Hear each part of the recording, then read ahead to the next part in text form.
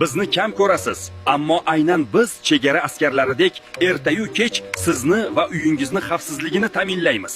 Men oddiy avtomat bo'laman. Mening vazifam oddiy va aniq. Agar kabel qizib ketsa yoki qisqa tutashuv bo'lsa, darhol shiq etib o'chaman. Mening asosiy vazifam uyingizni yong'indan asrash. Mening ismim Uzo. Juda sezgirman. Agar biror joyda sim ochilib qolsa va siz unga tegib ketsangiz, men buni darhol sezaman va tokni uzaman.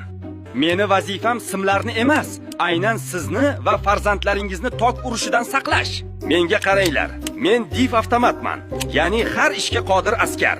Chapdagi ikkita og'aynim qiladigan ishni bir o'zim bajaraman. Ham simni yong'indan saqlayman, ham sizni tok urishidan. Ishtingizda joyni ham tejayman va aqlli ishlayman. Men esa kuchlanish relesi, xalq tilida rele напряжение. Tarmoqda tok 220 dan sakrab 300 ga chiqib ketsa, televizor va muzlatgichlaringiz kuyib ketadi. Men buni doimo poylab turaman va xavf bo'lgan ondayoq tokni o'chirib, texnikangizni o'limdan saqlab qolaman. Men esa bir faza uchun volt o'lchagichman. Oddiy xonadonlarda ishlayman va uyingizga kirib kelayotgan faza quvvat haqida ma'lumot beraman. Men esa bu yigitchani akasi bo'laman, ya'ni 3 fazali volt o'lchagich. Men katta xonadonlarda va zavodlarda ishlayman, 3 ta fazani nazorat qilish uchun.